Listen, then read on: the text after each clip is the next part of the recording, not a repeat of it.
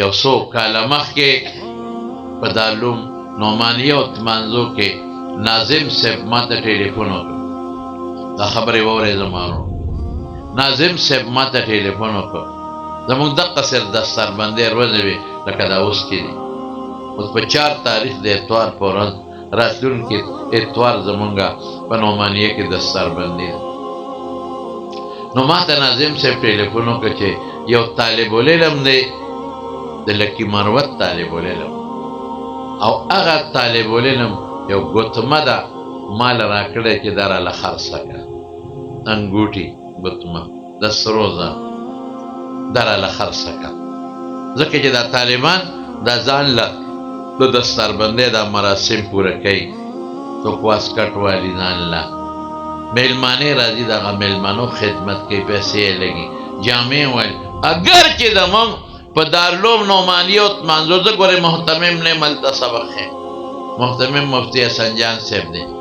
زموږ قانون او قاعده دا ده، دا 3 کال دی موږ دا شروع کړی چې موږ د طالب نه 1 روپۍ خرچه نه اخلو.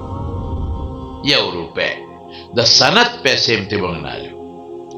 سند اجازه ورکوو د هغې هم ترې نه اخلو. پټکي ورته مدرسه خلي. ابوالمحتمم صاحب د یو طالب العلم په پټکي په سند او په کشف الدرجات په دې تقریبا 800-900 روپۍ خرچه نه. تاسو 1200-1250 کې ضرب ورکړئ څونه جوړي. دا ټول د مدرسې له طرف نه فری. اگر که تبرعاً د طالبان پیسې ورکوي، استاد ورته وایي چې راکړئ پیسې، تاسو له سندونه چاپ کوو، تاسو په جلسه خرچه کوو، په زور جبر نه، تبرعاً. او هغې وایي چې واخله جایز دي، هېڅ ممانعت نشته، هېڅ منع نشته. ټوله جلسه په دې چلېږي. ماشومان پیسې راغونډې کې محتمم له ورکړي، په دې زموږ جلسه جوړه کړه. طالبان پیسې راغونډې کې هغې خوښۍ ده چې زموږ پلاران راشي او زموږ یو ښه نقشې سره دستربندي وشي. نو زور جبر نه او تبرعاً یو صدقه او خیرات ته هېڅ ګناه پکې نشته، هېڅ ممانعت پکې نشته. لیکن بیا هم نه نو هغه بیا هم خرچه خو راځي. نو ما ته ناظم صاحب ووایي چې دلته یو طالب العلم دی، وایي چې دا انګوټه سونې کې انګوټې دا راله خرڅه کړه، زه پرې دستربندۍ مراسم کو. ما یې خرڅه دې کړه؟ وایي نه، تا سره مشوره مې کوله، مې پام کوه چې خرڅه نه کړې. زه سبا درځم، دا طالب ما سره مخامخ. سهار چې درس ته رالم هغه طالب شرمېده، خو ما ویې راوله، یاره یې وسته. ما بچې دا ګوته کم ځای وه، دا ګوتمه یا 6 ماسې یا 15 ماسې یا هر څومره چې وه، دا کم ځای وه. ما ته ویې شیخ صاحب دا خبرې ما بچې وایم، ما زما زر استاد یم، نامه غلط دی پرې، ستا نوم خو نه علم. اوس خیر طالبان ټول موجود وه، ټول هغه وخت کې موږ سره 130 طالبان و دوره حدیث کې ټول موجود. ما ورته ما ته ووایه بچې، هغه وژړل، وایي دا ما له مور راکړی، مور راکړه چې دا خرڅه کړه او په دې ځان له د دستربندۍ ستا کپړې څپلۍ جامې اخلې، پیزار اخلې، دا په هغې باندې خرچه وکړه. مې مور دې څه خیال و دی، ولې درکړه پیسې نه وې؟ وایي نه. مور مې راته وژړل، بچې زما اړه غواړې چې نه ښه ډېر خرچه پته وکړه. د واده د خوشحالۍ نه دا غټه خوشحالي ده. دا د قرآن او د دین د فراغت خوشحالي ده. دا په دې خبرې اظهار د خوشحالۍ ده چې زما بچی نن حافظ شو، زما بچی نن ناظر خوان شو، زما بچی نن عالم شو. دې نه غټه خوشحالي بله نشته چې مسلماني. مور مې ماته وویل چې بچی ډېر مې څه غواړې، پلار دې نشته، مړ دی، او بچې کور یې سم نشته، نو زه څه وکړم؟ هېڅ مې نشته وس.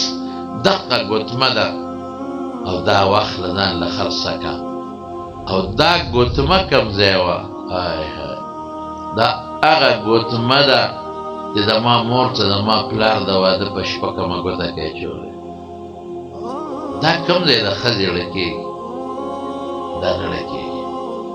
د یو ښځې خبره وایي ما ته چې خاوند مړ خاوند کوم کالي په ګوته اچولی دی، که ګناه نه کې دا قبر کې زما ته دقه ګوته کې کېدی چې دا ځان سره قبر ته مې یوسه د ښځې کم ځای کېږي زما مور دا راوایسته دا ګوتمه ماله راکړه چې بچې دا واله او په دې د خپل دستاربندۍ چې څه خرچې مراسم یې دغه وکړه دقه ګوتمه د بل څه کور کې نشته ارمان چې وې چې ما ډېره لوی خرچه کړې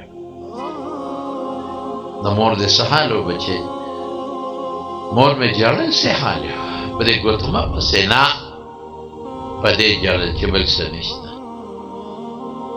دا مور چې د خپل بچي د دستاربندۍ او د علم په فراغت باندې دقه د جذبې او د ژړۍ اظهار کوي رب ذوالجلال به په دې مور خپل کرم کوي که به نه کوي